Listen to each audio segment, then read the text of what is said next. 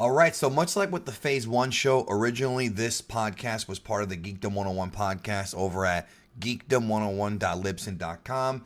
I'm going to present the show to you in its entirety here for World of Geekdom, our retrospective on Phase 2 of the Marvel Cinematic Universe, as we all prepare to go see Avengers Endgame very soon. So let's get to Phase 2, myself and Brandon Draven discussing it right now. And welcome back to the Geekdom 101 podcast. And this week we're talking about Phase 2 of the MCU as we build up to Avengers Endgame, the big finale of Phase 3. So today we're going to talk about Phase 2.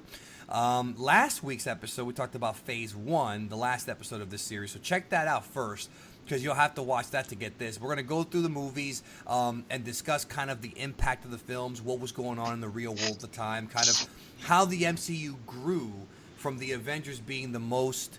the biggest movie ever when it came out, to all the stuff that branched off of it. So here we have Iron Man 3, Thor the Dark World, Captain America the Winter Soldier, Guardians of the Galaxy, Avengers Age of Ultron, and Ant-Man. Those are the 6 movies that make up Phase 2. Phase 3 is much longer. Please welcome back. He was here for Phase 1. He'll be here for Phase 2 and 3. Brandon Draven. I remember I was at a rooftop in the year 1999. And I presented a very smart man my plannings for, some new invention, and he left me up in the roof, bro. He never came down to talk to me. I don't know if you're talking about Mike Graham or what, bro, at this point. I'm talking about fucking Iron Man 3, bro, the beginning. Oh, I know. I thought you were talking about Mike Graham, though. You missed the Mike Graham joke. He invented everything, bro. Eldridge Killian. Yeah, the Alpha Guy Pierce. So, Iron Man 3, May 3rd, 2013. Let's get right into it. This was after the Avengers. I think it was it was a year after, but in the timeline, I think it was about a year, right? It was about a year, same thing. It was 6 months. Well, Spider-Man fucked all that up, but we'll get to it when we talk about Spider-Man. Yeah, they did. So, Iron Man 3. Now, I was hyped for this freaking movie because Iron Man... hyped too. Yeah, Iron Man 2 was not as good as Iron Man 1, but Iron Man 3 had the Extremis storyline, which I'm a big fan of, and it had 2 of our favorites, bro, making their MCU debut. Guy Pearce as Aldrich Killian and Billy Sadler, that's bro. Right, as the president, bro, and that is always great. And then we also had another one of our favorites, Ben Kingsley, bro. Another legendary fucking character, bro. Now, you know who we forgot to put over in Iron Man 2, bro, and we should kick ourselves for this. The great Gary Shandling, bro. Oh, that's right, bro. The ugliest man in Hollywood. Yeah, the great Gary Shandling, who's one of my comedic heroes growing up as a kid. This guy was awesome. And he played what would turn out to be a very corrupt official or politician. And he's trying to get Tony Stark to turn in his weapons in Iron Man 2. That's one of his scenes there. So yeah, he's there as well, bro. And he'll come back later in the next film we're gonna talk. What about the fact that Miguel Ferrer is the vice president in this movie, bro? Oh, I love Miguel Ferrer. I know, bro. Me too. Little things like that. Let me tell you why we see all these alphas in this movie. Because this film... And Shane Black, the director and writer, which we're gonna bury him here, but I like Shane Black still. Listen. When I heard that Shane Black was the one that was gonna get the gig, bro, I got excited because this guy has made some great movies, bro.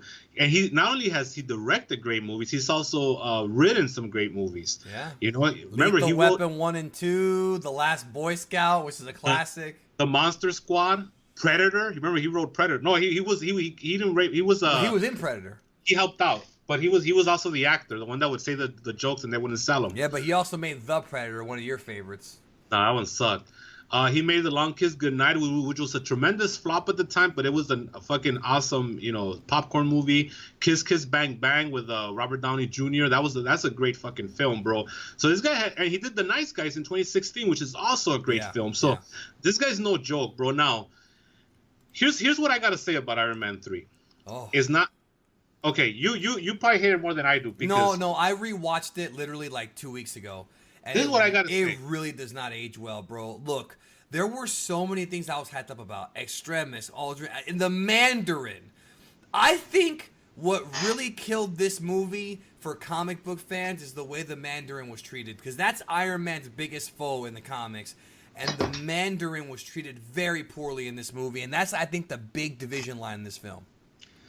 Yeah, he was just as a MacGuffin. I know. And that's one of the things that bothered a lot of people. A lot of people, yes. But the thing is, and Jon Favreau said this, it's like you can't have the real Mandarin in today's day and age because that's a very racist character. All right. Yeah, he was Chinese. But also he did a lot of like Chinese stereotype tropes, if I could say it like that. And correct me if I'm wrong, is the reason why he's Asian because Tony Stark came up during the Vietnam War era? Is that why, or is that a different reason? I think that makes sense. That would make a lot of sense, actually. That I don't remember, to be honest with you. But and then the Mandarin is not just a terrorist, right? He's got like wacky, like mythical he's got powers. magic. Yeah, he's got rings that actually give him powers. Yeah, that's correct. But I like how in the film they try to make him out to be like Osama bin Laden. I mean, it was pretty much like the same idea. And like I said, the first act of this film, those little videos of him terrorizing the president and like the attack on Tony's mansion is some of the best. That's probably my favorite overall act in all Iron Man movies. Like that one chunk of the film is my favorite from all the movies. And then it just falls apart with the kid, the buddy cop shit, the Mandarin getting buried. And then at the end, what irritates me about this movie, bro, is at the end they show all those awesome iron suits. There's like all these awesome suits, and they all have their own little technique and their own little tricks. And then like the Mandarin's got the extremist power already inside of him, and then like Gwyneth Paltrow gets the powers, and it's just like how in Iron Man 2, she's like, oh, what do I do? And then he's like, oh, we'll fix it. Like that's it. Like they could have had like a story where he's trying to cure her of this. And he's just like, oh, we'll fix it. Like they just dropped it. This is a very polarizing film because fans of Shane Black who are not invested in the comics love this film. Because like I said before, this is a good Shane Black film. It's a bad Iron Man film. That's what I think. All his tropes are in there. All the things that have made him big and his plus, writing. Like the traitor bitch, the one that was his friend, and she turned on him. You could see that turn coming from a mile away. Yeah, you could actually. So I'm conflicted in this film because I don't like it, bro. Look, I thought I was gonna like it more when I watched it over again, but it really shits the bed, honestly. And it's like this is also the most isolated film from the MCU. Like there's nothing here that really. The only thing that this ties into the future films is that Tony got inspired to create Ultron from this. Remember, he had all those automated suits. That's kind of the idea for Ultron. The early version of Ultron. So yes. There is that. But also, he retires here, and then he just comes back with no explanation. Yeah, it's weird. So yeah, this film, it's also, it doesn't really have Iron Man in this film. It's all Tony Stark. Like this film has the least Iron Man scenes. I don't even know if there's any extended Iron Man scene, bro. Now that I think about it, early in the film. Yeah, because he goes through. The scene with the parachutes, and he's saving them all. That's like the one Iron Man scene. But he's not even in the suit though. That's another little. That's true. Yeah. Well, that's what they're saying. That automation shit's where they got the idea for Ultron. So Shane Black's idea here was to deal with the man Tony Stark, because one thing that I do like about this, and it's very real to life, is that Tony Stark suffers from PTSD. He has post-traumatic stress disorder from the battle. He flew into space, dude. Yeah, from the Battle of New York, and they do a great job of when he gets the panic attacks, bro. Because we've both been there, and it's very true to life. Right. When he can't breathe and he has to go outside, and and for somebody like Tony Stark, who's so egocentric, as a person, I think that humanizes him tremendously because it takes away who he really is, and he can't control his body. And here's a guy who could build suits and technology, and his own body is kind of like that's the only thing he cannot control due to this PTSD. And it ends up sending him to that isolated town. I think it's in Nashville, where he meets where he meets that kid. And then that kid was annoying. Once he meets that kid, it goes back to the 80s, like Amblin Entertainment, Steven Spielberg, like the Shane Black thing, where like you have the grown up sparring verbally with the kid. That's something that got over in the 80s a lot because people saw it as charming.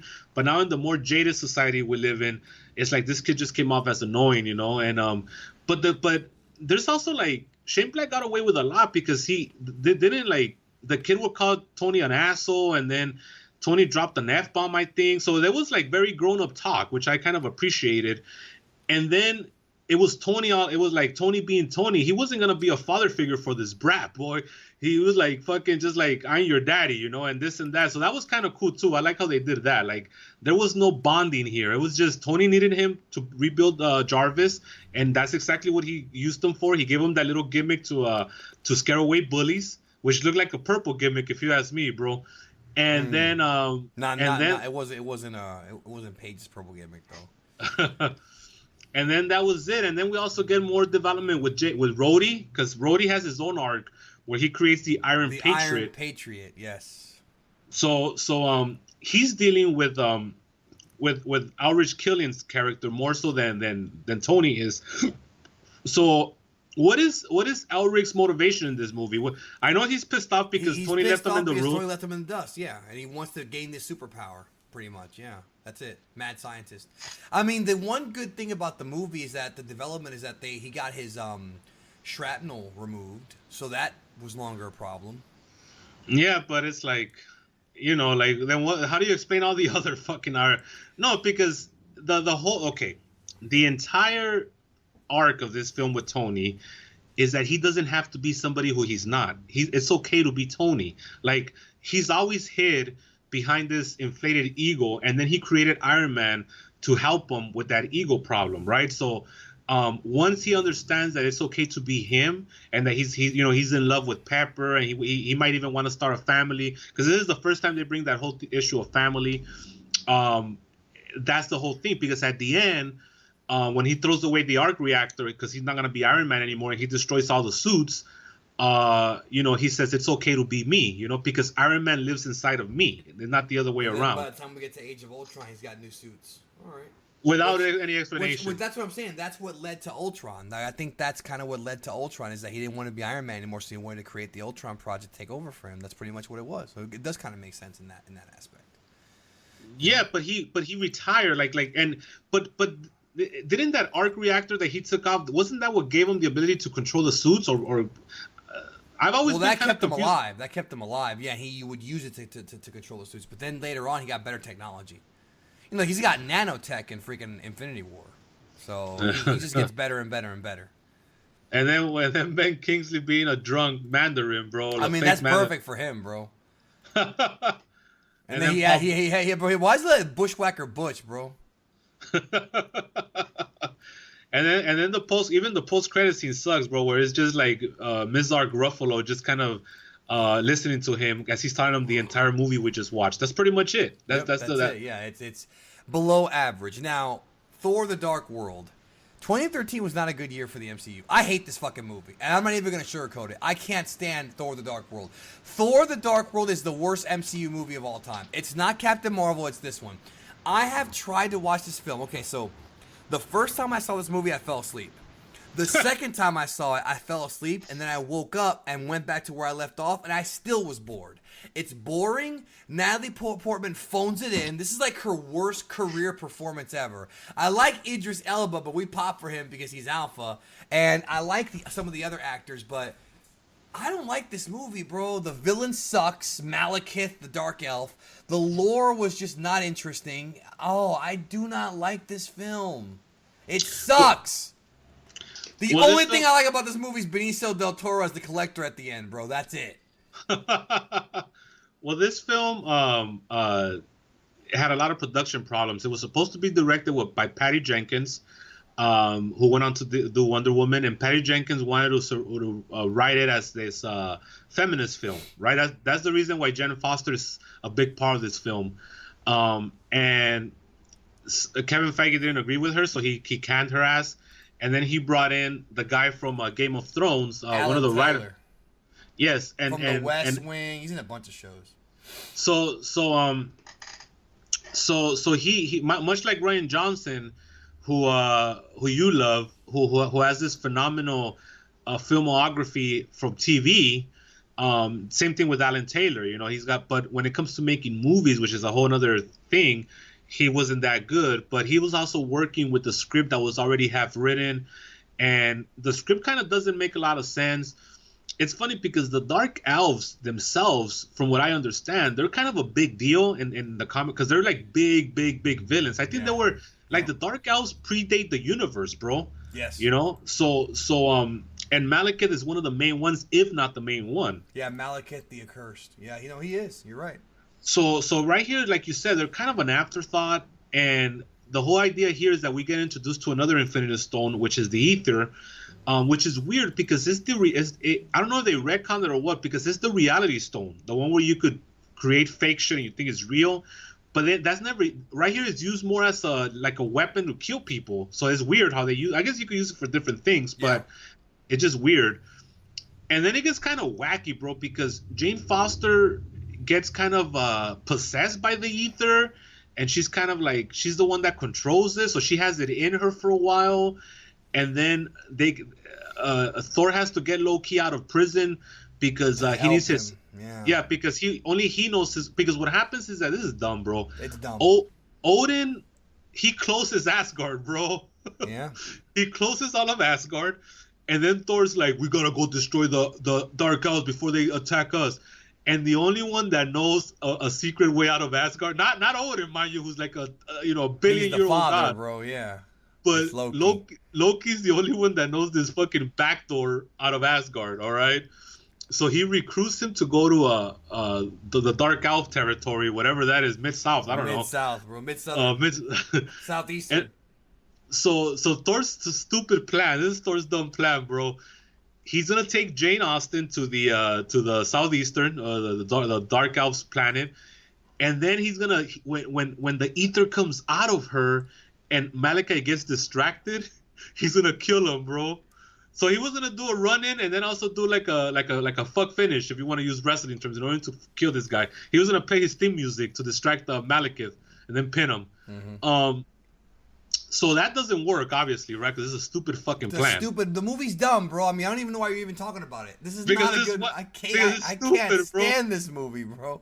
So then what happens? It's so bad. So their plan goes fuck. It doesn't work, and then somehow in this whole fucking schmosh, the Dark Elves quote unquote kill Loki, right? We get that moment of. This is what I hate about the relationship between Thor and Loki, bro. Whenever one of them is in trouble, the other one all of a sudden has feelings for that other person, bro. Like, what the fuck? Like, do you hate me or do you love? This is fucking some borderline personality. He should have hugged him and made the Bret Hart face, bro. I love you, Owen. I love you too, Bret. So then it ends up back on Earth, and this is where it gets fucking stupid. So then they go to the Convergence. God, this is dumb. In Greenwich, Connecticut, dog. Of course, it has to be there, of all places. And then the only good thing here is that that Paul Levesque in the background? No.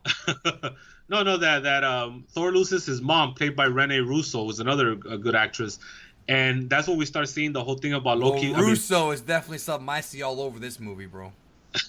So, but not the brothers Russo who would help us out. We're getting there. That's next. So Rene Russo dies, which starts the thing about Thor losing his family little by little, and that's pretty much it, bro. They defeat the stupid Dark Elf, and then the two jabronis go visit fucking our boy, the Collector, bro. Del Toro. Collector. Yeah, he's got a wacky real name. He's got a Mid-South wrestling fucking real name, bro. Telenir Teven, bro.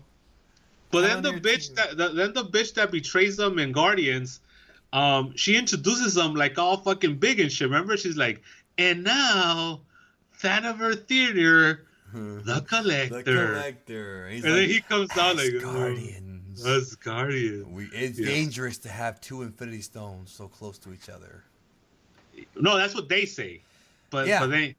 So that's why they turn over the Reality Stone to him, because they already have the Tesseract in Asgard, so they don't want to have. What about how in the post credit they have one of the fucking Frost monsters show up and that's it? They never blow that off. They never blew it off, bro. They had a Frost monster show up in like France or some shit, or in London or some shit. Well, no, that was supposed to be the one that's played by Taliki. In fact, they just retconned it. Oh. What was his name? Krang or whatever the fuck. Krang. Man, fuck this movie, bro. I don't want to talk about it anymore. All right, let's talk about a good movie. Captain America: Winter Soldier, the Russo brothers' MCU debut. They produced some of the best movies, maybe the best in this franchise. Wait a minute. Well, I'm gonna quiz you right now before we move on to the Winter Soldier. Tell me where all the stones that we've talked about. Tell me where they're all at. We've talked about 3 of them. Well, the Collector has 2. No, the Collector has The 1. Collector has 1, the Aether, and then Yeah. the Cosmic Cube is in Asgard still, right? You gotta be such an asshole, bro. You know that's not the name. You just gotta do it just because you want to say you know it. That's the right. Cosmic Cube. That's right, bro. The Cosmic Cock. The Tesseract. And then I think Hydra. The- Hydra the- jacks the wand. Yes, the Mind Stone. Yeah. Okay. So, all right, Winter Soldier, the most beloved of all these movies. I think this is everybody puts it as their number 1. You know I why don't. this movie works? I don't either, but I like this movie. You know why it works though? It works. There's a lot of because- reasons why it works. Yeah, well, I think the main reason is because it's not really a superhero movie. It's totally more of an espionage type film. It's got twists and turns. It's got I love ties into the previous film. It's got shocking turns. It's got a lot of surprises. But and this is a good example of what Rian Johnson did not do with The Last Jedi, and that's subverting your expectations in a good way. It wasn't like he kept fucking with you. Like the movie fucks with you, but not in a negative way. You know, it really, the twists are all earned. And has some good action. It's probably the most grounded. Because And it has remember, GSP, brother. It has GSP playing a pirate. You know how to put that over? Yes, no, I don't want to put him over at all, bro. But yes, it George does. George's Batroc. Yes, George St. Pierre, bro. If you call him anything else, he gets confused. Who just retired recently. But no, the movie, and Frank Grillo, bro. The Alpha. I love that guy, The bro. Alpha, bro. But no, what I was gonna say, and also Emily Van Camp was cute in this movie too. But the point I'm trying to make is, Robert Redford, bro. I completely forgot he was in this film. Like, Bobby Redford, getting a payday. No, a lot of good actors here, and then Sam Jackson is amazing here. Look, it's a fun movie. It's much more of like a grounded. It's the most grounded MCU film. It doesn't even feel like. I would say so. Yeah. You're right. It's more of a spy movie. Yeah. It is a spy movie, and it's such a great film. And again, we talked about the difficulties for writing for Captain America, and they do such a great job of going around that here. And it's continuing that thread of his undenying loyalty to his country, and how his country keeps on fucking him over, bro. And Which is betraying him. Yeah. which is gonna lead us to civil war, and how he doesn't want to sign the Accords for that very reason. But it's all subtle. Like he never cuts a promo on his country. It's all just stuff that you get rewarded as you're watching these films progress and progress. And here's the continuation of that. It started with Captain America: First Avenger, where they kind of didn't believe in him, and he was a scrawny punk and this and that. And now, even when he became Captain America, like when he was all juiced up, they still had him as a sideshow freak, going to entertain the soldiers in First Avengers. But here, he's part of Shield now. He decided to stay with Shield. And he meets Anthony Mackie, who's the Falcon. They kind of meet each other running up and down Washington D.C. They kind of become running buddies, Right. And that's how they develop a friendship, of course. So the Falcon kind of becomes an Avenger later on himself, and so it has so many great themes of betrayal and loyalty and all that stuff. And also, the whole thing where Hydra was hiding inside of Shield, so you don't even know who to trust. You can't even trust your own people. I love it. That's right. And so they try to kill. It comes off more like a Bourne movie than a superhero movie. And so the first half has a lot to do with Nick Fury as well. And what I like about these movies is that Romanoff, Nick Fury, and Bruce Banner, they've all gotten such great character development, and they've never even had their own movies, bro. Like, well, the Hulk did, but without Mark Ruffalo. So that's just great writing, because we know so much about Nick Fury, we know so much about Romanoff, and they have never even had their own film. Especially with Romanoff in like an Age of Ultron, where you kind of see the glimpses of her past, and then in Avengers, where Loki's fucking with her, trying to play with her, and she says how she's trying to get rid of her red ink from when she was an assassin in Russia. Yep. So all these great things that are just written into the movie without giving them their own movie. It goes to show that if you're a good writer, you don't need an hour and a half, 2 hours to tell somebody's story. So they have this great scene, bro. I haven't even started about fucking Bucky. No, he's great. Even in the trailer when he grabbed that shield, I was like, yo, I couldn't wait to see this movie. No, let me ask you this, because I'm sure with the internet we all knew, but does the trailer reveal that that's Bucky Barnes? It doesn't, right? 'Cause No, that's no, no, supposed to no, be a no. big shock. We knew because we were comic book fans, but no, it does not. You're right. So And again, he's got the damn. He's got the fucking. What wrestler had that haircut, bro? Not Sean lot of O'Hare, but he. well, Shawn Michael had the schoolboy haircut, Now, the what- Dutch boy, as the Undertaker called him. No, who does he look like, bro? I forget who Bucky Barnes looks like in this movie, bro. But So no, he looks like Brad Maddox, bro. well, is he as lucky as Brad Maddox? Is what I gotta say. I know after seeing Or the unlucky, depending unlucky. when- There you go, unlucky, bro. Remember, she's cursed. Her movie didn't even make no money, bro. She's cursed. Well, that was the Rock's movie. He's gonna have $7 in his pocket again if you don't watch Her it. real movie is the one that we saw, bro, with the purple gimmick. That's her real movie, bro. No, that one of the greatest scenes here. There's a lot of great scenes, but one of them is when they're trying to kill Fury, and he's trapped in his fucking SUV that never dies, bro. Like, he's so calm in that movie, and they start blasting him, right? Because that's pretty much what Robert Redford's character did, is that he authorized Order 66, bro. If you want to get Star Wars. Yeah, and that's my favorite scene in the movie. That whole sequence is my favorite scene in the movie. So pretty much at this point, Hydra was going to reveal themselves to the agents of S.H.I.E.L.D., and they were going to execute all of them and take over. And what's cool about this is that Hydra also had the counter-terrorist strike team, which was led by Frank Grillo, who later on becomes Crossbones. And so he was already corrupt. And so they have that great fucking scene, bro, where they're trying to fucking kill Nick Fury, and he's all calm.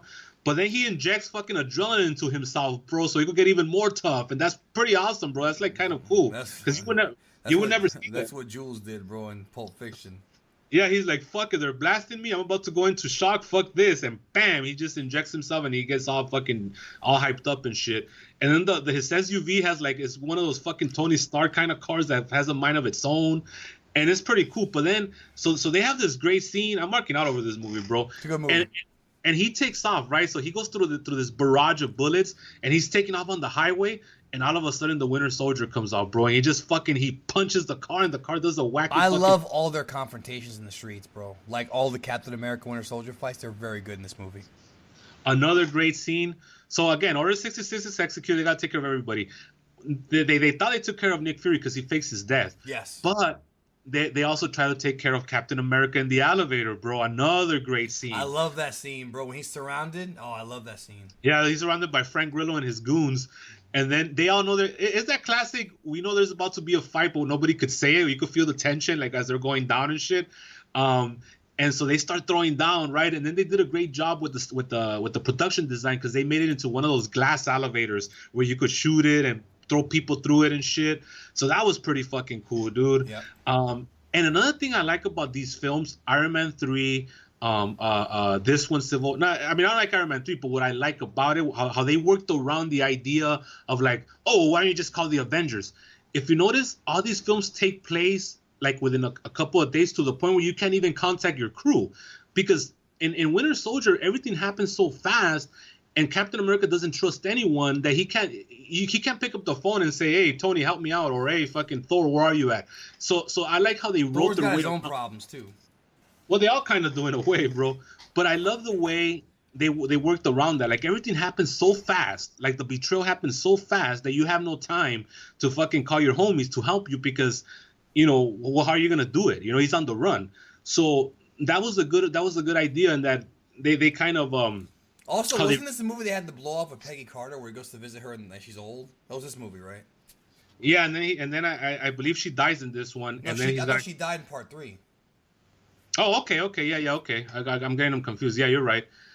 Because that's still the monkey on his back. He's gotta kind of talk to her, and although I think he's been seeing her, it's not like they've gone this whole time. And it's not WWE Monday Night Raw, bro, where they only see each other on Mondays and everything has to stay on hold till Monday. Right. They can't text each other in wrestling or call. So eventually they kill Bobby Redford. Now the only thing that I didn't like, bro, that was kind of wacky is when Romanoff disguises herself as the old lady. With that fucking Eric Bischoff minister fucking gimmick, bro. Yeah. They should have had 2 Samoans come out and help her out, bro. and then Rose Bobby Redford and Jamal would have taken care of Hydra real quick. Well, they're both dead now, so I don't know how that's gonna happen. Damn. And then also there's a little bit of a MacGuffin here too, because Bobby Redford's not even the real villain. It's really they mostly focus on Bucky and the Winter Soldier. Although Bobby Redford's the one that's kind of puppeteering the whole thing from the background. So they kill him. Bucky goes on the run, and Nick Fury's like, I gotta go hide because Hydra's still out there, and Shield is whatever's left of Shield is gonna be Hydra. All right. So that takes care of Nick Fury for a while into Age of Ultron, and Captain America decides to stay behind. So he's like, "Fuck it, I'm gonna stay," and then he stays with the Falcon, right? So their whole mission is to find Bucky. So that's what they're doing, intermediate to these films. They're kind of looking for Bucky, and that's it. That's the end of the film. Love it. Love the film. And then in the mid-credit scene, they have this guy's name's wacky, bro. Baron Wolfgang von Strucker. Right. Von Strucker, yes. And we see Big Titty Elizabeth Olsen and Aaron Taylor Johnson with their powers. Yes, because the Mind Stone kind of created that, even though they can't call them mutants because they don't have the rights. They can't. At the time they didn't. They couldn't say that Magneto was their dad, bro. That's really what happened. And then in the post-credit scene, they just have Bucky Barnes visiting his own memorial at the Smithsonian, and that's pretty much which was kind of cool and kind of creepy. Yeah. Now, then we have Guardians of the Galaxy. My third favorite of all time, Great movie. Another great movie. Probably the most fun. Now, the one thing about this movie is this is the one that started the whole let's be funny all the time. You know, because Thor Ragnarok kind of adopted this, and so did Spider-Man. I don't want every MCU movie to be like this, and I don't think they all will be. I think Avengers is still going to be pretty serious, but this is the one that really started that whole let's be funny all the time thing. But and it also affected Last Jedi, because they started kind of with that wacky, you know, when Poe is fucking around with what's his face in the beginning. Yeah, that Disney bullshit. I don't like it either. I don't like it either. But it worked here. And this movie's a lot like Star Wars. It is a lot like Star Wars. James Gunn directed and co-wrote the screenplay. I really like this movie, bro. I mean, there's so much to talk about. This was the first real voyage into cosmic Marvel. Right, we saw a little bit of it before, but this is now more space stuff. This is all spacey, other than the beginning where they show Peter Quill and how he got abducted by Yondu. This is all just cosmic space. And you want to talk about Alpha, bro? I mean, Dave Bautista's not Alpha, bro, as Hunter told us recently on Raw. But Vin Diesel as Groot, Bradley Cooper as Rocket, bro. He's not singing to Lady Gaga in this movie. Then we got, of course, fucking Michael Rooker, bro, the Rook. I love that guy. Yes, Yandu Udonta. We got him. We got Karen Gillan as Nebula. Jimon Hansu, who's a good little character actor. And we get to see, this is also Josh Brolin's debut as Thanos in this movie. And we get to see Benicio again. Yeah, and that awesome scene in space where he's like, you know, I will bathe the starways in your blood. You know, threatening freaking Ronan the Accuser. Like, he punks him out. You know, well, first Ronan kills the jabroni that we saw in Avengers. He does some wacky thing with his axe that shoots lightning and then twists his head around, and then he just falls. And that's the end of that guy. Yeah. I don't know where the other two homies were that came out in Infinity War, but I'm not gonna ask those kind of questions. Well, there was like 4 of them in Infinity War, but yeah. That's right. And I can't keep up with their names, unfortunately, even though they were all Alpha. Ebony Maw is the best one, bro. AKA fucking Voldemort. So this film is also interesting because it was the first I film heard Ebony Maw is going to be Brandy Rhodes' new gimmick in AEW. Is that true? Anyways, keep going. So... No, this was the first film where a couple of things that's very interesting happened with this film. First of all, this was where Disney found out they had equity with the MCU, because at this point they could release anything that's tied up to the MCU and it's going to make a boatload of money. The Guardians of the Galaxy were never an A-team, even in the 80s, even the original squad, because the original Guardians in the comics were totally different. Different squad altogether. The Guardians of the Galaxy were never an A-team act, bro. Ever. And now they've become that. But, like, in my research, bro, there's a shitload of them, right? Yeah, well, that's what I'm saying, that the original team wasn't even in this movie. It was the more modernized team. So, and another thing, too, is that, like you said about Star Wars, like, This film was literally carried by word of mouth, bro. This film, the reason why it made a lot of money is because people were watching it 2, 3, 4 times in the theater and paying for it every time. The trailer was great too. Great trailer. The trailer was good, but there was nobody that was over as a movie star here. This is the opposite. I mean, it had Vin Diesel and Bradley Cooper, but they were like, it wasn't really them. They were just providing the voices. That's right. Dave Bautista was unproven. Zoe Saldana was kind of like washed up at this point. She had a good career before this, but she hadn't really done nothing after, and this kind of brought her back. And then Chris Pratt was kind of like a TV comedy guy. You know, he was a fat guy who got in shape, and now he was like, so that was his deal. He really wasn't a big star, and this kind of shot everybody to the stratosphere, bro. Like, it really got everybody over. James Gunn was a B movie director, right? He was a guy that had a lot of equity with people like myself who enjoy that kind of like exploitation films. He came from the trauma film world, and he got a shot because, again, as we talked about in the last show, like Kevin Feige, his whole idea was to give these kind of filmmakers their avenue to make any movie they wanted, like, you know. And that's part of the success of the MCU, I think, because every time they get a job with the MCU, they bring a lot of heart, and they're really passionate about the films they make. And this is the movie that almost had to move WrestleMania's date because of this movie, right? Wasn't that what we found out recently as well? Now, I will say this: Batista's amazing in this movie as Drax. He's hilarious. Like this is actually the first movie that's actually pretty damn funny. And he's got a lot of good lines too, yeah, like you said.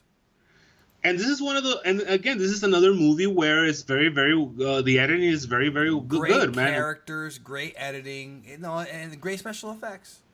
Because look, you bounce from the introduction of Peter Quill, then you bounce to them meeting each other because they all won the ball, what do you call it, what do they call this stone is the This is the time stone, I believe, right? No, Doctor Strange. No, that's right, that's Strange Time Stone. This is the Power Stone. The Power Stone, yeah, the purple one.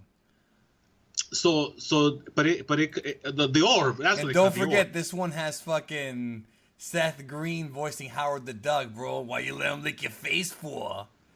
And Lloyd Kaufman's in this movie in a cameo, bro. Of course, bro. His mentor. Yeah. So look, we go from the introduction of Peter Quill.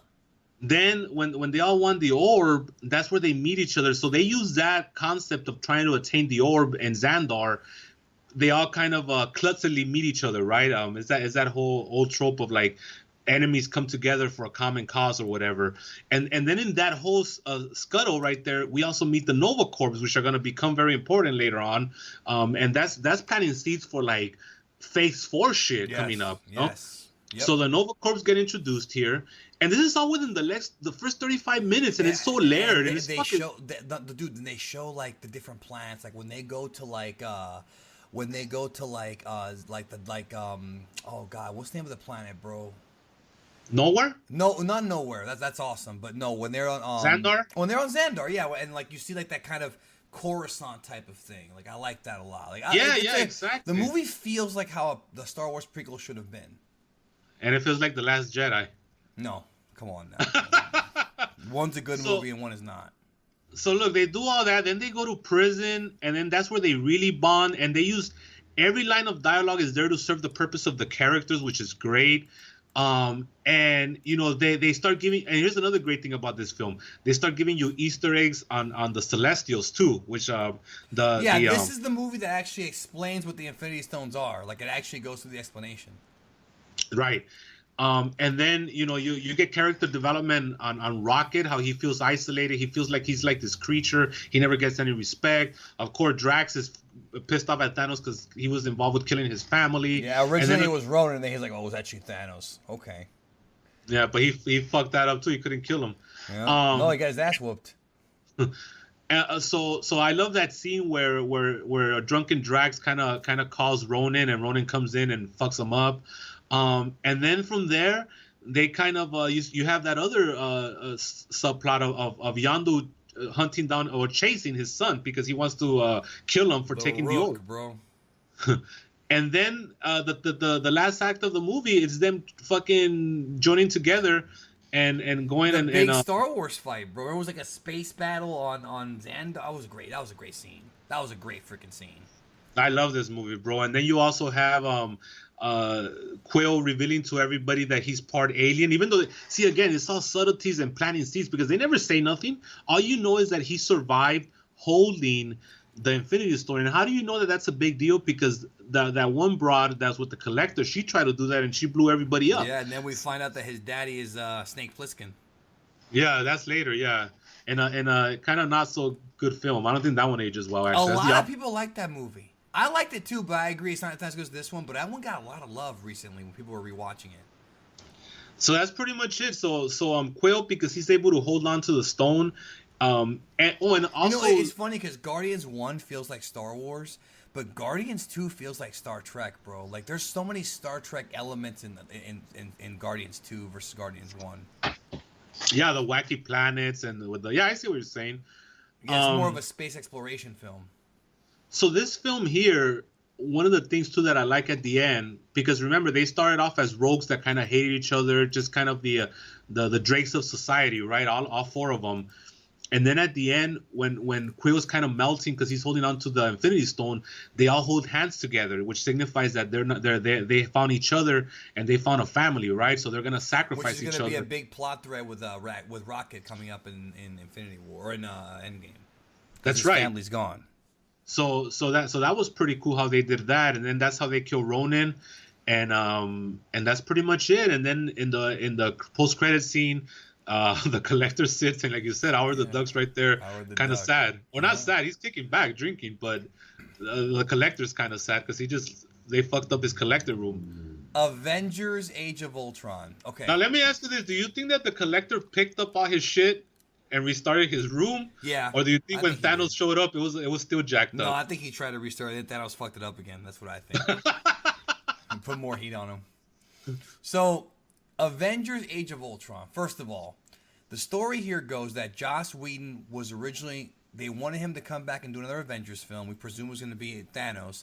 And he said, no, I want to do Ultron. Because Ultron was a huge villain of the Avengers in the comics. In fact, the comic book version of Ultron is way, way more interesting than the movie version, which is actually why the movie was a big letdown for me the first time I watched it, because even though I liked it, the big disappointment of the film is that they didn't go with the original story, which is that Hank Pym, the original Ant-Man, and the original Wasp created Ultron.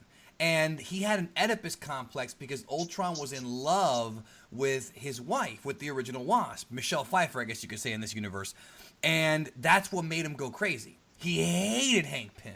And then all of that got changed when it was Tony Stark's idea, which again, at first it bothered me, but over time it got better. Now, what popped me about this movie, the trailer, bro, with the Pinocchio thing. They're going to say James Spader, which is enough to pop me. Oh, no, James Spader is great, but I'm getting there. So the original trailer was for this movie is still one of my favorite trailers of all time. The fucking Pinocchio thing, and then it ends with him, no strings on me. I was like, man. Like, I remember I watched that trailer over and over and over and over and over again, bro. I was hyped. That was cool. I really love the trailer. I was hyped for this fucking movie, bro. And we saw Quicksilver. This, of course, introduced Quicksilver and Scarlet Witch, which were original Avengers. Like, they came in... Well, no. They were originally part of the mutants, the evil mutants, the Brotherhood of Evil Mutants in X-Men. But later on, Quicksilver did become one of the original Avengers. Same thing. Well, not the original, but one of the early Avengers with Scarlet Witch. Actually, Ant-Man is one of the original Avengers, and he came in after this. But this movie grew on me, bro. Honestly, like I didn't. No, wait a minute. Don't retcon your own story, because me and you were in deep contact during this. I liked it at first. Then when I saw it again, I didn't like it, and then it grew on me when I watched it a couple years ago. You were so excited. You were so excited when you first came out of this screening, and you've admitted, to your credit, that it was because of the post-credit scene. Yes, it was because of Thanos, dog. That's right. Because you did claim. I'll do it myself. That this was better than the Avengers 1 at that time, which was sacrilege in my opinion. Even then I was saying that because it wasn't. This movie has a lot of problems, and one of them is pacing. It's all over the place. It's trying to serve a lot of masters, and it's just it's kind of a jumbled mess in a lot of ways. Because Ultron becomes evil way too fast. He grows his army way too fast. He gets way too fast. Here's the bottom line. Here's the bottom line about Ultron that I've kind of realized as I got in other people's perspective, yourself included.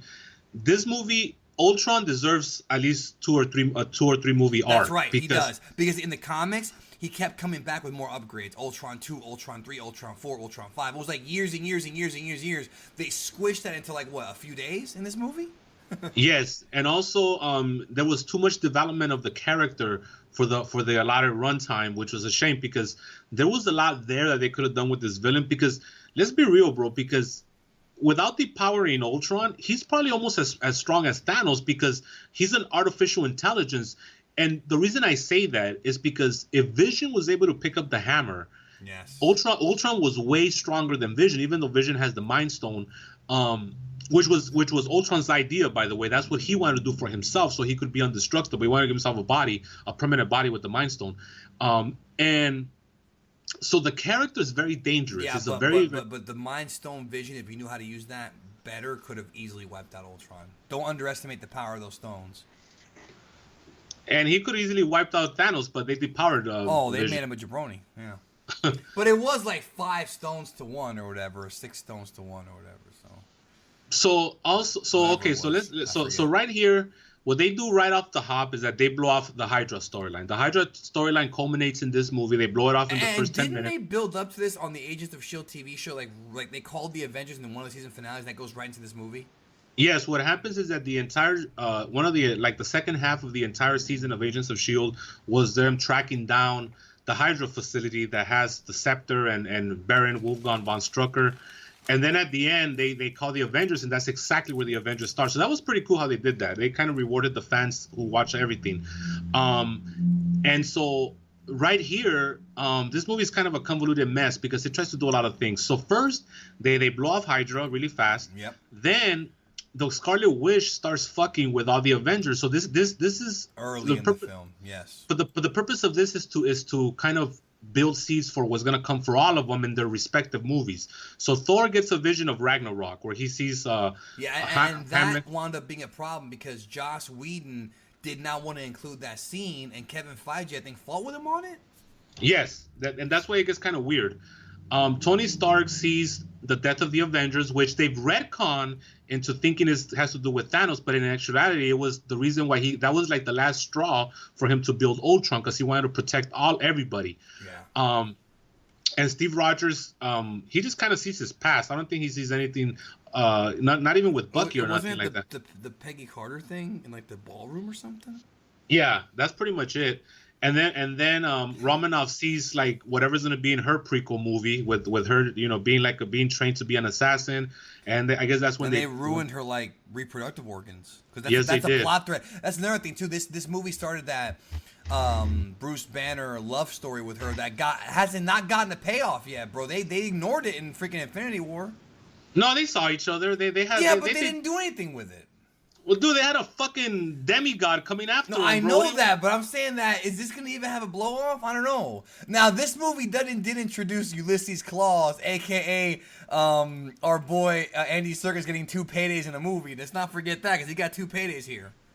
Yeah, but also, I think he was in this movie longer than he was in Black Panther, bro. He was in this movie longer than he was in Last Jedi, that's for sure, bro.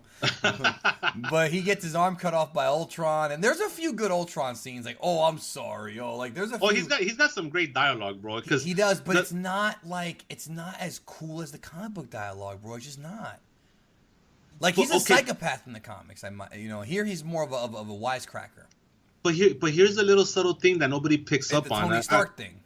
Yeah, he's a reflection of Tony Stark. Yeah, I know. No, I know that. I'm totally. It's a different Ultron than from the comics. That's what got me to accept this movie. That I had to accept that the comic book version of Ultron is not going to be here, and that's fine. That's fine. But for a while there, it did bug me. And this is the first time we ever hear about vibranium in Wakanda, which would become a plot thread for 2 other movies, really 3 other movies. You get the best. What does it say? You get the best mineral in the world, and you turn it into a frisbee. Into a frisbee. That's such a human thing to do. Yeah, I love that. I love that line, bro. We also saw the Hulkbuster armor here as well. That's right. Yeah. So and they also teased the Hulk turning into a villain for a little while when he gets out of control, and they got to regulate him with the Hulkbuster. Yeah. Yeah. So this is a lot like Iron Man 2. Like the first half has a narrative, and then they just kind of throw all that away because the second half, the twins kind of become good guys all of a sudden. They kind of see what Ultron's up to, and they don't agree with him, and they kind of leave him. Again, they introduce Ulysses Claw. Now that's a good cameo, but it's kind of out of nowhere. And then they introduce the Wakanda. They talk about Wakanda. So this movie's almost like a big commercial for what's to come next. It has all kinds of little seeds that are planted for what's gonna come next in the MCU. But it doesn't really make a coherent story. The rumor is that we're going to see Ultron make a cameo in Infinity War. Or, I'm sorry, in Endgame when they go back in time. That's the rumor. Which is great for James Spader, bro. I can't wait to hear him one more time. But his name's not in the IMDb, and they usually spoil all this shit because they spoiled Frank Grillo and all these guys. Yeah, but sometimes they keep that a secret as well. Well, that's true. You're right about that. They probably Red Skull was a big secret. That is right, yeah. But Hugo Weaving didn't come back. They got a guy to make the voice of Hugo Weaving. You're right. But it's whatever. You can't tell the difference. But in the IMDb would have said the Red Skull, though, and they didn't. So you're right. Yeah, no, you're right. They did. Now, here's the thing, too. I feel that the movie really falls apart when they go to the safe house. That's when a movie that's the worst part of the movie. That's when it's like, cut this whole thing out. And the reason they did that was because Josh Whedon felt bad for what's his name? Jeremy Renner. What the hell? Jeremy Renner, because he didn't give him a lot to work with in the first one because he was under mind control most of the movie. So he wanted to kind of add some layer to him with the family. Now, I will say they had a cool red herring here where this is pretty clever. The entire purpose of Hawkeye was to make you believe that he was going to die in this film with all his dialogue, right? Like everything about it. They introduced the family. He says this is his last job ever.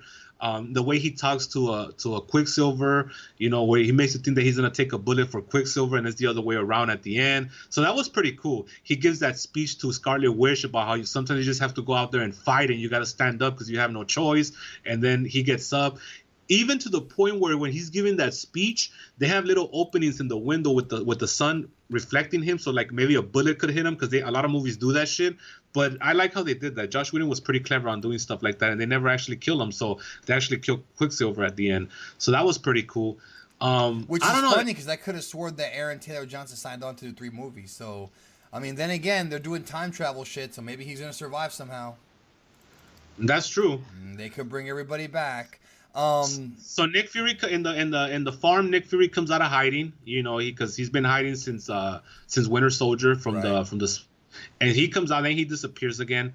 But then it gets weird because Thor goes to check out Ragnarok, and then he finds Dr. Salvig, where he takes him to that weird pond and shit where he sees the vision. Yeah, that movie part was weird. Yeah. And then like Captain America and Tony Stark are still fighting. Like they've been fighting since they met each other. Really, when you think about it. That scene in the forest with the chopping the wood thing or whatever in the barn. Yeah, and then just different philosophies. But that would lead into Civil War, and I like that. Because we forgot to talk about how much heat Tony Stark got from the other Avengers for creating Ultron, bro. Yes, yeah. They were pissed off at him. He just wanted it, like his whole thing was that he wanted it so that he didn't want to be a soldier with them.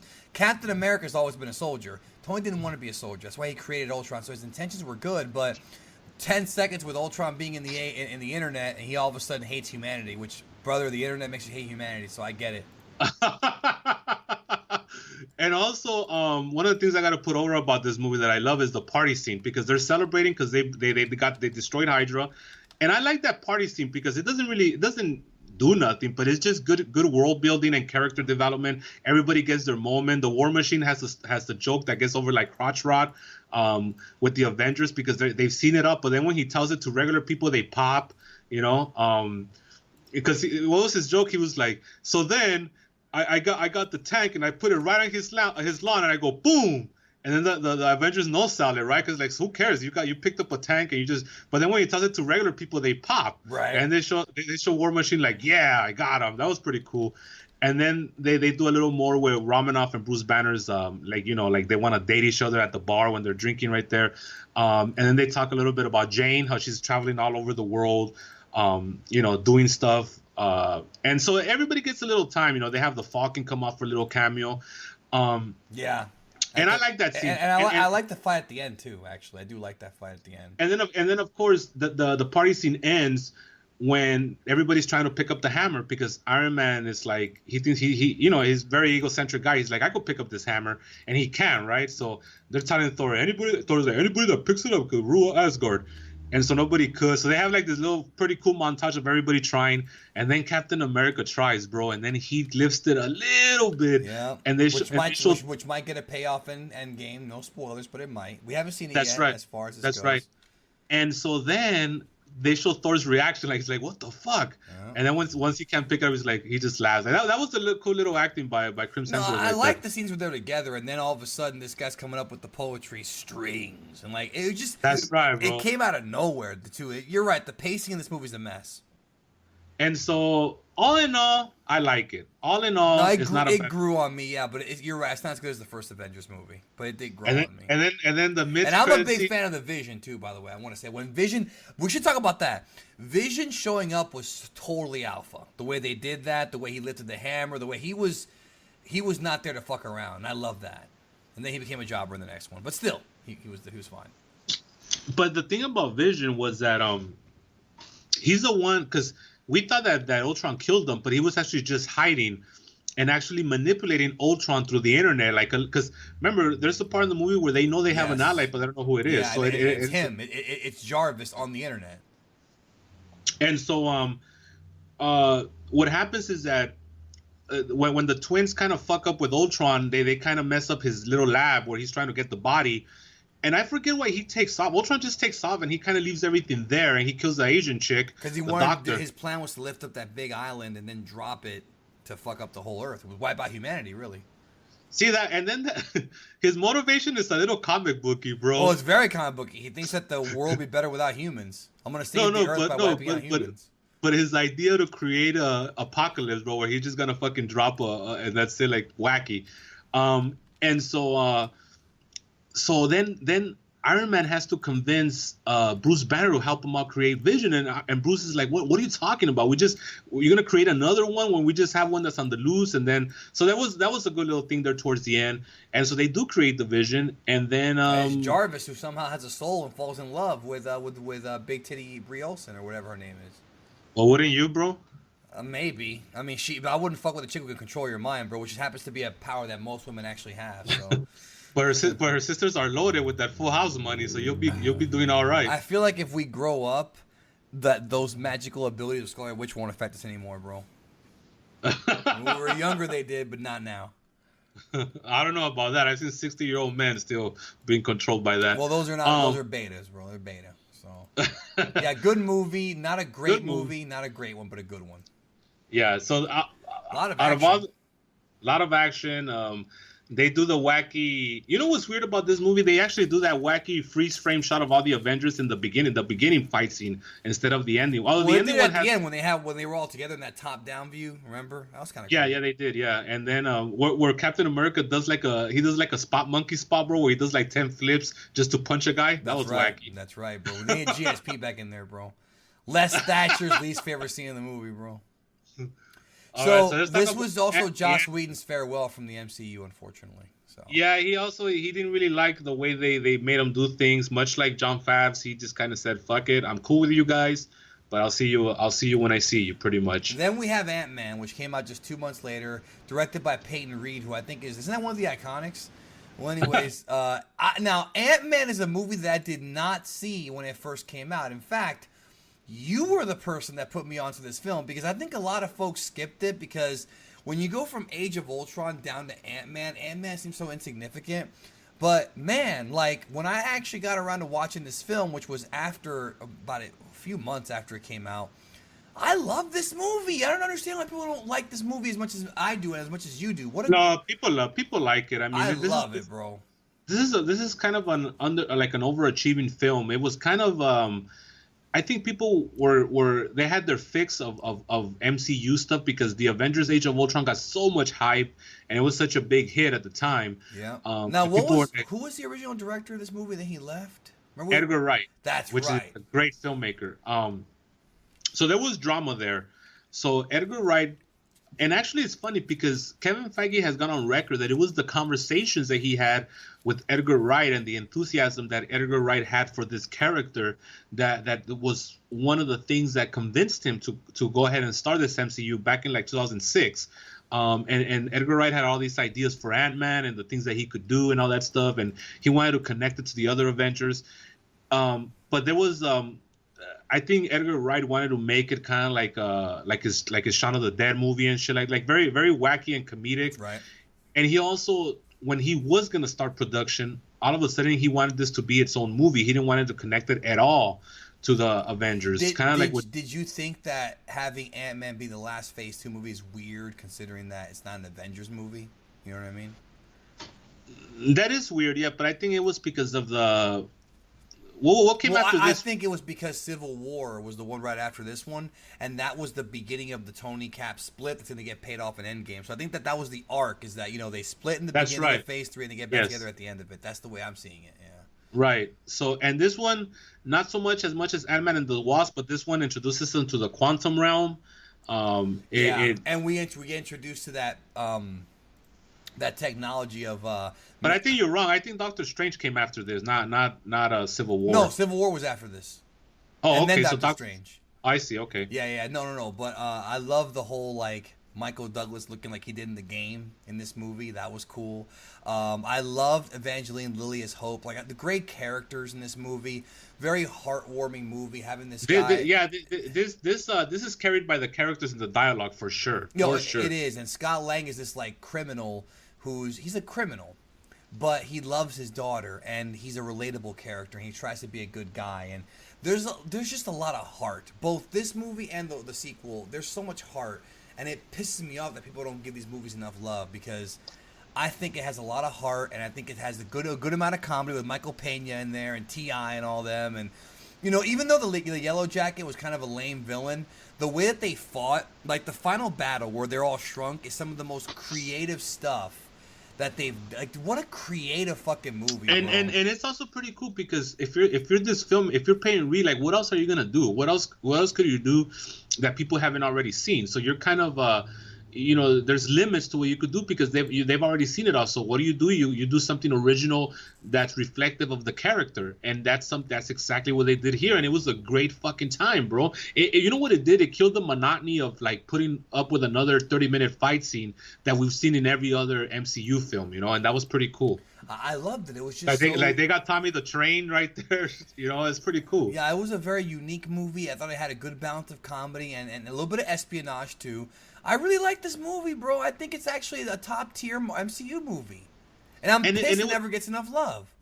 And it also introduced us to Scott Lang, who's a very conflicted character, and it's also one of the good like his character development is interesting, because he's one of those people that we all have in our lives from one time or another, where they're good-hearted people, but they always seem to be tripping on the holes they create. You know what I'm saying? There's a lot of people like that in life, where like they just can't seem to catch a break. And when they do catch a break, they kind of self-sabotage that break from internal issues of self-esteem, or this need to want to contribute, that they do something that gets them in trouble, right? And so I think Scott Lang is very reflective of a lot of people in society, and so him and Peter Quill actually have a lot in common as characters, where they're kind of flawed, but they're good-hearted people, and that's. They show it pretty good here. And the first half of the movie is him just trying to get his life together, to the point where he kind of tells his homie Luis, like, he don't want to do that life anymore. But then society kind of puts him in that life again, because he's working in that Baskin Robbins and they fire him. Right. And so he kind of gets belittled. Life kind of belittles him. And he's a smart guy. He's got a master's in like engineering or some shit. And Destiny kind of puts him in the pathway of Hank Pym, who kind of sees something in him. They never really say how he finds them, though, which is kind of weird. He just kind of finds them, and he kind of creates this mock situation where he steals his own suit from him. So Hank Pym kind of manipulates Scott Lang to steal the suit. That's right. So that he could wear it, and then he could manipulate him into kind of becoming the new Ant-Man. Yeah, it's a great movie, dude. Like, it's definitely it is one that's a little bit isolated. Like, you know, you could probably skip it, maybe skip it. Well, they introduced the quantum realm here, but they do, but they don't do anything with it till the second movie. Yeah, you're right. So it is skippable, but in many ways, the Phase 2 movies were kind of skippable. You don't have to really see Thor 2. Just watch the post-credit scene. Iron Man 3 you can skip. Winter Soldier, I think, is important because they kind of changed Hydra and killed S.H.I.E.L.D. off, so I think that's important. But you could also, but if you have to, now people shouldn't, because that's like a 4-star movie, but if it's also a very isolated movie in a lot of ways. Yeah, these movies, Phase 2, I felt was a lot more isolated. I think Phase 3 is where things really became like they need each other. But With the exception of Guardians 2, which I think is his own thing. But I think it goes back to what I was talking about earlier. I think the reason why they're isolated is because they had that crutch of like, well, why don't they just call the Avengers? Like every time they make one of these movies, the first question is, well, just call the Avengers and deal with it. So they had to make movies that dealt at a very personal level. Yeah, you see what I'm saying? smaller scale stories. Yeah, And that's how it is in the comics too, though. Like that's how it always was in the comics. You've got the Avengers comics, right? But you've also got the Mighty Thor, the Invincible Iron Man, the Incredible Hulk. You've got their own sub issues with their own smaller problems. It's always been like that. Right. So so the deleted scene here, speaking of being isolated, just pretty much Deleted the post credit. I'm sorry, I keep saying deleted. The post credit scene is pretty much Is the Hope scene finding from Civil War. Isn't it Hope finding the Wasp? Doesn't Hank Pym show her the Wasp? That's the mid-credit scene. Yeah, they show the Wasp outfit and gives it to Hope. But the post-credit scene is basically when they find when they find. It's a scene from Civil War. Yeah, Bucky's the Accords thing. Yeah, and then Wilson's like, I know somebody who can help, and it's Ant-Man. So. Yes, so that's pretty much it. And no, I love this movie, bro. Again, I could watch it over and over again, and I have. And the Yellow Jacket's kind of a letdown, but then again, like we talked about, the Ironmonger is not really about the Yellow Jacket. It's about the evolution and the you know of Scott Lang into Ant-Man. So that's really what you got to focus on, and that's what they do. Right? No, I agree with that. I agree. It's just a kind of a whatever movie, but yeah. That does it for Phase 2. I think Phase 2 is probably not as memorable as Phase 1. The only real classic is Winter Soldier. In my opinion, even though, actually no, Guardians is too. They're both really, really good. Guardians, Winter Soldier, and Ant-Man's very underrated. Yeah, and the first two can suck a dick. And then Age of Ultron is a fun movie. Yeah. So we have still a pretty good ratio of films here, but some of these are pretty. I hate Dark World. Like, don't even watch it. It's not even important. Don't. It's but just it's interesting. The only turkey they have really, like the only turkey is Dark World. I mean even Iron Man 3 has some qualities to it. So really the only that's a pretty goddamn good ratio, bro. I mean, to only have one turkey is pretty good. Well, some would say that Iron Man 2 and Iron Man 3 were turkeys. You know, I don't know if I would agree with that, but some would. Yeah, that's true. That's true. And Spider-Man Homecoming, I don't think ages that well, but we'll talk about that when we get to it. That one's more that one's more by the numbers and formulaic, which is not always a bad thing, but it's not gonna leave you with that. But the great Michael Keaton, bro. What about the fact that Dumbo's out and it's got Michael Keaton and Danny DeVito in the movie together? First time since Batman, bro. Another movie with a circus. What's up with fucking Tim Burton and the circuses, dog? Timmy Burton, but does Paul Rubens get a payday in Dumbo? I think he does, right? I think he does, bro. That's one of his boys, bro. Where's Helena Bonham Carter at? Well, I'm gonna look before we get out of here. I'm gonna look at the. I'm ready to pop if I see Paul. I'm almost pretty sure I saw his name. Dumbo film. All right, let's. I think he's in it too, bro. Okay, let's see here. Michael Buffer's in the movie, bro. I might go see it now. Eva Green, of course, she always gets payday from him. Danny DeVito, Michael Keaton, Colin Farrell, of course.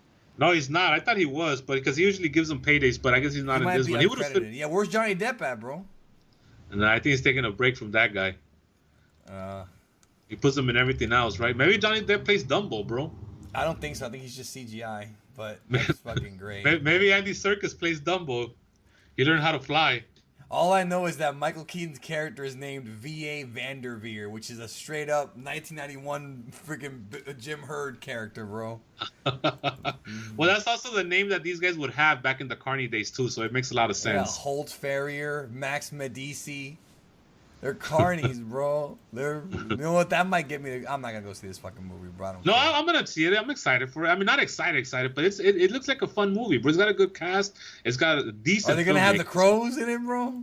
I hope so, dude. Anyway, how long is it? Because maybe Mark Espinosa will cover. Isn't he doing the Disney movies, bro? From the beginning all the way to the end. I'm sure he'll get to it by the time we get to 2038, bro. I'm sure he'll. Running time 112 minutes, so this one's longer than the original. Oh, the original's like an hour long, an hour and 5 minutes or something like that. Yeah. Yeah. All right, man. So we're out of here. Yep, that's it for Phase 2. We'll catch you the next one. We'll talk about Phase 3, which is going to be probably a longer show because Phase 3 has a lot to talk about. We got to be careful we don't review those movies, but we got to go over at least the story. Phase 3 was big, dude. And how many movies are in Phase 3? Oh my God. It's still going technically. This is the end of it. Phase 3. Let me look here. All right, I got it here. It has Civil War, Doctor Strange. 1, 2, 3, 4, 5, 6, 7, 8, 9, 10 movies. From Civil War all the way to Endgame. Yeah. Yeah. There you go. 10 movies. Phase 1 had 5, and I think 5, right? No, 6.